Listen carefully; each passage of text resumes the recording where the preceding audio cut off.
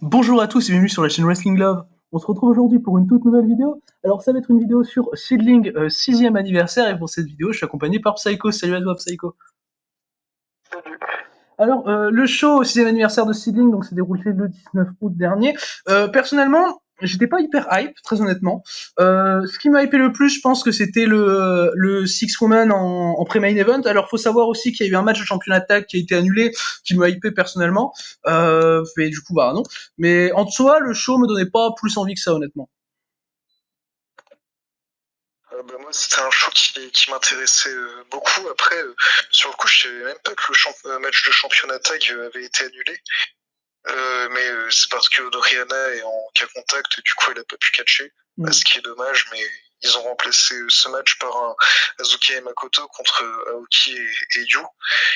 Et ils ont remplacé des participantes du Six Women tag également. Ouais, exactement. Du coup, on va pouvoir commencer la review de ce show Seedling 6ème anniversaire. Alors en opener, on avait Yurika Oka contre Riko Kaiju. Yurika Oka qui est donc chez Sendai, qui est championne junior actuellement si je dis pas de bêtises. Yurika Oka remporte le match en un peu plus de 7 minutes. Alors le match était plutôt cool, voilà, c'est un bon petit opener. J'aime beaucoup Yurika Oka et Riko Kaiju est plutôt intéressante également. Voilà, les deux ont donné un bon petit opener, c'est tout ce qu'on peut retrouver des deux catcheuses. Je suis content de voir Yurika Oka chez Seedling. Après, ça m'a quand même étonné de la voir gagner le match parce qu'elle est pas chez Seedling habituellement et que Riko Kaiju est quand même dans las Fresas de Egoistas. Mais ça m'a pas dérangé non plus le résultat. Hein, mais voilà, donc match plutôt cool et j'ai mis 3,25 personnellement. J'ai trouvé le match plutôt cool, j'ai mis 3, c'était assez rapide, ça se finit par un roll-up, c'est pour ça que je suis pas monté à 3,25, même si, voilà. Victoire de Yuri Kaoka sans surprise, étant donné qu'elle est championne junior chez Sendai, elle avait plus à y perdre si elle perdait contre Riko Kaiju, qui est je sais pas s'il est encore statué rookie, je pense que oui. Alors que Riko Kaiju, c'est plus ou moins une lower mid-card chez Seedling. Je sais pas si on. Non, je dirais pas jusqu'à Jobuzz, mais lower mid. Donc Yuri Kaoka qui monte petit à petit dans la carte chez Sendai, c'est logique qu'elle gagne. Ouais, ah oui, je vois ce que tu veux dire. Ouais. Pour la fois, Riko Kaiju, elle a débuté en juillet 2020. Du coup, c'est plus d'un an d'expérience. Du coup, c'est pas une rookie, il me semble, plus d'un an d'expérience. Il me semble que dans le catch, c'est 2 ans. C'est 2 ans. Ok. Du coup, bah voilà pour ce match du coup remporté par Yurika Oka. Du coup, on va passer au deuxième match de la carte. C'était un match high speed, donc qui dit high speed dit Natsuki Taiyo en arbitre et qui dit donc que j'ai été dérangé. Tekla contre Léon, victoire de Léon au bout de 10 minutes. Alors le match était vraiment pas bien. C'est pas de la faute de Tekla pour le coup, comme vous savez, je suis pas fan de Tekla d'habitude, mais là je trouve que c'est même elle qui a augmenté le niveau du match. Parce que vraiment, bon, entre Natsuki Taiyo, qui est un peu dérangeante en tant qu'arbitre, surtout sur la fin, même si c'était pas aussi chiant que sur par exemple des Six Way ou quoi. Et t'as en plus Léon que j'ai trouvé vraiment catastrophique dans le match. Léon, franchement, bah, je l'ai pas vu souvent, hein, mais même dans les shows assemblés, c'était correct et tout, ça allait. Mais là, dans le match, je l'ai vraiment trouvé nul, Léon. Donc c'était compliqué. J'ai mis 2,25. Perso, vraiment pas intrigué par le match du tout. J'ai mis 3, j'ai trouvé ça cool sans plus. J'ai trouvé l'action qui était bonne. J'ai pas été trop dérangé par la comédie. Natsuki Taiyo m'a pas dérangé. Elle est pas spécialement intervenue. J'ai pas trop de souvenirs de ça. Bah, Les fast count, les matchs high speed, c'est tout le temps le cas. Donc au final, on s'habitue et ça me dérange plus. Mais voilà, j'ai mis 3. C'était cool sans plus. Ouais, je le vois. Et du coup, c'est bon pour toi pour le match? Juste un truc, respecte la championne de Purge. Non, mais Léon, elle est nulle. Hein. Enfin, là, dans le match, je sais pas, mais c'était catastrophique, j'ai trouvé Léon. Franchement, en plus, quand je l'avais vu à Assemblée, ça allait, tu vois. Genre, je sais pas si t'avais vu les matchs d'Assemblée en question, mais ça allait. Mais là, j'ai vraiment trouvé ça pas bien, hein, franchement. Du coup, voilà pour le match. On peut passer du coup au troisième match de la carte. Le troisième match de la carte, c'était Asuka et Makoto contre Itsuki Aoki et Yu. Du coup, le match n'était pas pour les titres tag qui sont détenus par Asuka et Makoto. Le match a duré 13 minutes, victoire d'Aoki et Yu. Le match était vraiment cool, j'ai trouvé, j'ai mis 3,5. Très bon work d'Asuka et de Makoto, surtout Asuka, même si Makoto elle était plus présente dans le match quand même. C'est ces échanges contre Yu d'ailleurs qui sont mes préférés du match. Yu qui est une super powerhouse, hein, voilà. Et j'ai bien aimé quelques moves de sa part, comme des cannonballs et tout, c'est vraiment très bien fait, très impactant, et Makoto a été très bien dans son rôle, du coup voilà, moi j'ai mis 3,5 personnellement, et par rapport à ce qui va se passer en post-match du main event, victoire logique pour Yu, du coup. Match que j'ai trouvé très cool, j'ai mis 3,5. J'ai été très surpris du résultat parce que je m'attendais vraiment à une victoire d'Azuki et Makoto, étant donné qu'elles sont championnes et pour leur donner un peu de momentum, sachant qu'Azuki a quand même beaucoup perdu, étant donné qu'elle a perdu le World il y a peu et j'ai pas souvenir d'une victoire qu'elle a eue précédemment, du moins chez Sidling. Du coup, très surpris qu'elle perde. Après, c'est Makoto qui se prend le pin, donc c'est plus ou moins, ça rattrape vite fait la chose. Et par rapport quand Yu et Aoki ont gagné, je pensais que ça allait être parce qu'elles allaient avoir une chance prochainement. On allait avoir un rematch entre les deux équipes, mais cette fois-ci pour le titre tag. Et en fait, pas du tout. Et ce sera expliqué dans le main event. Mais sinon, le match était très cool. Aoki, on l'a moins vu, mais restait cool. Azuka, toujours cool à son habitude. Et sinon, Yu et Makoto ont très bien fait le taf. Ah oui, oui, oui. C'est ouais, Asuka et Makoto sont clairement super. Et du coup, bah en plus de ça, du coup, bon, il va y avoir un peu plus tard dans le show des prochaines challenges pour les titres tags, mais du coup, Itsuki Aoki et Yu, en vrai, elle se place bien pour être challenges un peu plus tard, je pense. Oui, sûrement. Mhm. Sûrement pour la suite, pour donner un petit peu de défense à Zuki et Makoto, parce qu'on va pas se mentir, ils vont pas gagner les tags. Ouais, ouais, voilà, exactement. Du coup, on peut passer maintenant au pré-main event du show, c'est bon pour toi? C'est bon pour moi. Ok, du coup, le pré-main event du show, c'était un six-woman tag team match. On avait d'un côté Ayame Sasamura, Rina Yamashita et Suzu Suzuki contre Hiroyo Matsumoto, Nanae Takahashi et Tsukushi Haruka. Victoire de Matsumoto, Takahashi et Tsukushi. Le match a duré un peu plus de 18 minutes, je l'ai trouvé vraiment très bien. C'est mon match préféré du show, personnellement, j'ai mis 3,75. Rina Yamashita fait vraiment une bonne performance, elle a des bons échanges avec à peu près tout le monde, hein, surtout Matsumoto, j'ai trouvé. D'ailleurs, ça m'a un peu surpris de voir Yamashita et Suzuki en équipe, sachant qu'elles avaient un match de titre Fantasy un peu plus tôt dans le mois. Mais ouais, non, c'était vraiment un bon six-woman. Et je suis hype pour le prochain match de championnat tag, on en parlera par rapport au post-match. Euh, match que j'ai trouvé bien chouette, j'ai mis 3,5. J'ai pas trop de souvenirs du match, je m'en souviens de certains échanges entre Yamashita et... Matsumoto? C'est ça. Mais j'ai pas trouvé qu'une a brillé particulièrement. J'ai trouvé que les Sith ont pu briller un petit peu de manière équivalente. Donc c'est une bonne chose. Personne n'en est ressorti faible. Un bon 3,5. Match plus ou moins sans enjeu, Ouais, mais bien mais bien fait. joué. Mais ouais, bien fait. Puis on a vu à peu près tout le monde. Non, c'était bien écrit, j'ai trouvé. Du coup, par rapport au post-match, on a les prochaines challenges du coup d'Asuka et Makoto pour les titres tags. C'est Nanae et Matsumoto qui ont du coup challengé Asuka et Makoto. Personnellement, le match me hype bien, hein, le match de titre tag. Bah franchement, j'ai hâte de voir ça. Bon, je me doute que Asuka et Makoto vont conserver leur titre, surtout qu'elles viennent de perdre un match tag ensemble là, donc elles vont pas avoir de défaite d'affilée. Mais en tout cas, ouais, le challenge me hype bien, perso. Je pense aussi qu'ils vont conserver. Je vois pas Nanae et Matsumoto en équipe sur le long terme. Je vois pas ce que.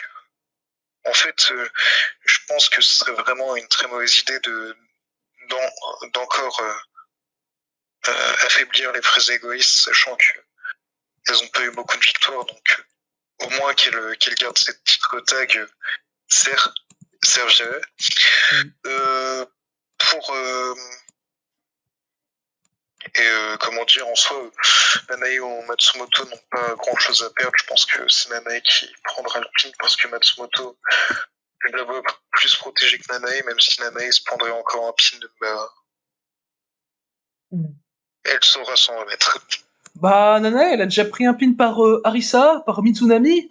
Après, je sais pas le Par résultat Azuka, du Ice Ribbon. Après, par je sais. Azuka, par Azuka lors de par roll-up.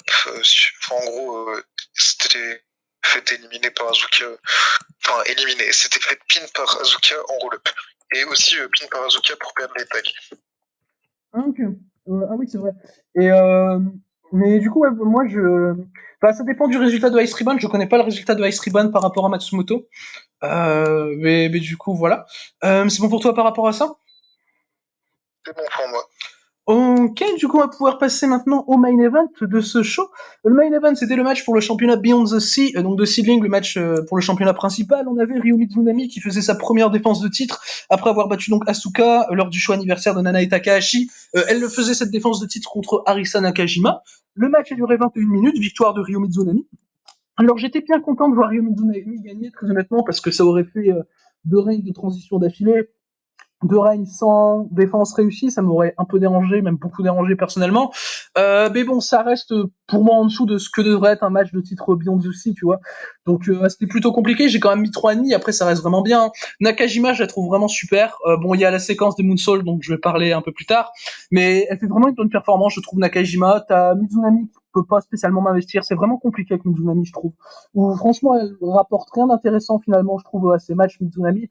Donc que ce soit contre Asuka ou là, même si j'ai préféré quand même sa performance ici que contre Asuka, mais genre vraiment, genre elle suit Nakajima et puis c'est tout quoi, donc ça me dérange un peu perso.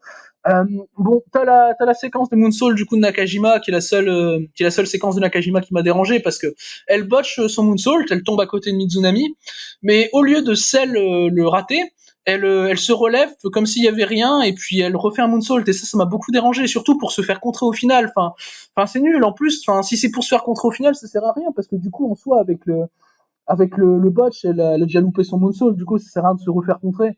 Et bon voilà. Et après Nakajima était très bonne dans le reste du match, des gros double foot stomp et tout. Mais voilà ça reste un très bon match mais en dessous de ce que devrait être pour moi un match de titre majeur j'ai mis 3,5. Mis 3 quarts, je suis assez d'accord avec toi par rapport à ce match, sauf que j'ai trouvé Mizunami meilleur que Nakajima. Nakajima, je l'ai trouvé assez botchy et pas très précise dans ce qu'il faisait. Mizunami, j'ai trouvé qu'elle tenait la cadence un petit peu partout. En soi, j'ai trouvé qu'elle était égale à d'habitude. Je l'ai trouvé cool. J'ai rien eu à lui reprocher. J'ai mis 3 quarts parce qu'il y a eu quand même pas mal de séquences de botch. Il y a eu pas mal de séquences cool. Hein. Le match en soi reste très bon. J'ai quand même mis 3 quarts, donc faut pas se dire que le match était mauvais. Mais c'est clair que par rapport à l'affiche que ça donnait, on aurait pu s'attendre à mieux. Et le problème de Mizunami championne, après, c'est que d'un point de vue personnel, c'est je trouve que bah, il y a pas de. En gros, il y a pas de raison pourquoi elle est championne en fait. Ouais, je vois, c'est dérangeant aussi, mais ils auraient dû faire conserver Asuka pour moi, hein. C'est vraiment con d'avoir mis Mizunami championne, mais c'est là où bah après Asuka avait deux ceintures, mais bon, c'est pas en soi hyper dérangeant. Donc mais pour moi il fallait faire conserver Asuka, c'est Mizunami mon championne, moi ça me dérange. Donc puis ces matchs, je les trouve pas, enfin il y a pas grand chose de fait, tu vois, genre c'est des bons matchs, ok, mais il y a pas de, t'as pas l'impression que c'est des gros matchs de titre, quoi. Moi, perso, de mon côté, j'ai pas. Non, ça se voyait que c'était un match de titre. Nouveau gear pour Nakajima d'ailleurs, que j'ai trouvé très cool. Mais comment dire, ça se voyait que c'était des matchs de titre à enjeu.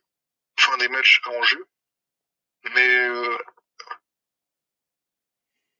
peut-être que. Après, c'est peut-être aussi une rage de ma part du fait que Mizunami soit championne et ait pris le titre à Azuka. T'es un rageux, t'es un hater. Ah, mais oui, je suis un hater.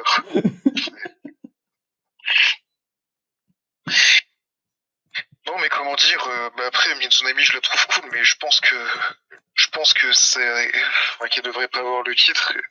Et je pensais que Nakajima allait justement lui prendre le titre pour lui donner un programme, vu que Nakajima ensuite elle a pas le titre, mais qu'est-ce qu'elle va avoir? Ouais, L'équipe, encore? Enfin, je sais pas si elle va avoir quelque chose, hein, franchement. Je trouve qu'il y a rien à faire Et actuellement, tu vois. Pareil. Et pour moi, je suis content qu'il ait pas mis championne, mais il fallait faire gagner Nanae contre Arisa pour pas faire perdre Arisa dès maintenant, quoi. C'est.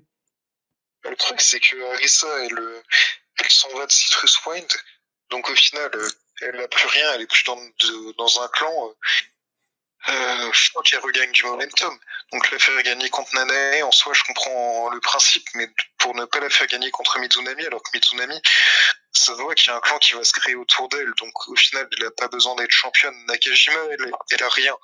C'est un retour de Tsukasa et un retour des best friends en équipe, moi je veux bien, mais ce serait du refait. Arisa Nakajima qui quitterait Seedling pour aller chez Ice Ribbon, je demande à voir. Plus sérieusement, il n'y a pas grand chose à faire avec Nakajima en ce moment et je vois pas ce qu'elle ferait si elle a pas la ceinture maintenant en fait. Ouais, bah c'est, je sais pas, c'est compliqué le booking seedling, je trouve ça un peu compliqué cette année moi de toute façon. Et bon, ce qu'ils vont faire avec Mizunami prochainement, du coup, c'est que Yu l'a challengé après le match. Moi, je demande à voir. Mizunami va évidemment conserver. Yu, elle va pas le momentum pour battre Mizunami pour moi. Donc voilà, ça va être une défense un peu de transition, mais je demande à voir parce que Yu, c'est une catcheuse que j'aime beaucoup. Mais bon, c'est toujours un peu compliqué avec Mizunami, mais bon, pourquoi pas. Un match qui pourrait être cool. Après, il n'y a pas de suspense parce que si Mizunami a conservé contre Nakajima, je la vois absolument pas perdre contre Yu. Mais Bon, bon, ça donne une défense pour Mizunami. De toute façon, Mizunami, elle va sûrement perdre contre Yoshiko. Après, je suis pas sûr, mais je pense.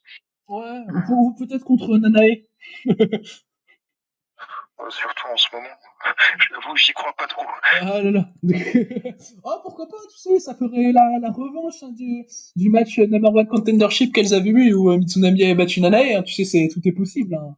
Puis Nanae a pas encore eu sa chance. Hein. Puis ça, je dirais, hein, mais voilà. Hein. Ouais, mais elle a pas le plus gros des momentum, Nanaï. Bah, ouais, non, ça, je suis d'accord. Ça, je suis surtout si elle perd pour les titres tag et tout. Enfin, voilà. Mais du coup, Ryu Mizunami conserve. Je sais pas s'il y a une date annoncée pour le Mizunami U.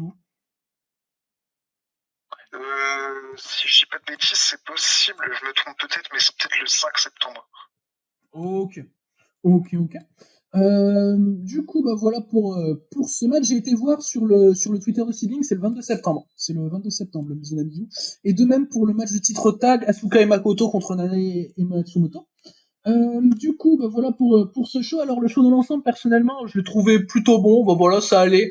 Bon, t'as le Leon Tekla qui est vraiment en dessous de tout, mais il y a que des matchs vraiment cool, hein, je trouve. Hein, franchement, genre le Six Woman, moi je le conseille bien, le Six Woman avec Matsumoto et Nanae. C'est le match que je conseille le plus du show, perso. Moi, perso, j'ai trouvé le show cool. Après, j'ai trouvé que c'était l'un des moins bons shows sibling de ces derniers temps. Mais de toute façon, sibling ne peut pas faire des excellents shows tout le temps, mais le show reste quand même très solide. Mais pour le show qui est censé être le show de l'année, c'est un peu dommage. Après, Sibling pourra se rattraper Oui. Bah, cette année, je trouve et qu'en là, général, c'est pas fou, Seedling. Hein. C'est toute l'année, je parle pas. Enfin, je veux dire, niveau j'ai booking et trouvé tout. que le booking, je trouve que le niveau booking, en fait, ces derniers temps, c'était très cool. Et je trouve que c'est clairement vraiment, genre d'ici ces 2 derniers mois, parce que je trouvais que ce qu'ils avaient fait avec les fraises égoïstes et Citrus Wind était très cool. Euh, Après, il faut se dire que Sibling n'a pas beaucoup de chance, c'est-à-dire leurs match tag pour les titres tags ont été un petit peu Bah, ils ont pas pu le voilà. faire. Ouais. Également, le fait que Yoshiko soit partie alors que, à mon avis, c'était clairement le projet de cette année, elle n'était pas prête pour perdre le titre. Donc, au final, franchement, avec toutes les pertes qu'ils ont eues, je trouve qu'ils se débrouillent très bien. Ouais, bah après c'est vrai qu'il faut prendre aussi en compte ça, ouais, et que ouais, ça joue aussi sur le booking, ça c'est clair. Mais non, après oui, ça reste un show qui est vraiment cool, hein, ça y a peu de beau, j'ai passé un bon moment devant le show. Du coup, pour toi, le match du show, c'est le Mizunami Nakajima, je suppose. C'est ça. Ok. Mention spéciale au Magnifique Moonsault de Nakajima. Ouais, voilà, que j'ai cité, ouais, où elle se, Enfin, elle se rattrape. Et, enfin, voilà, c'est mention spéciale pour Nakajima et pour la championne de Pyoji, Léon aussi. Faut pas oublier. Du coup, bah, voilà pour cette review donc, du show anniversaire de Stealing. Merci à toi, du coup, Psycho, pour ta participation. Merci à vous, du coup, d'avoir écouté cette vidéo. J'espère qu'elle vous aura plu. Et du coup, d'ici les prochaines vidéos, je vous dis à la prochaine. Bye tout le monde.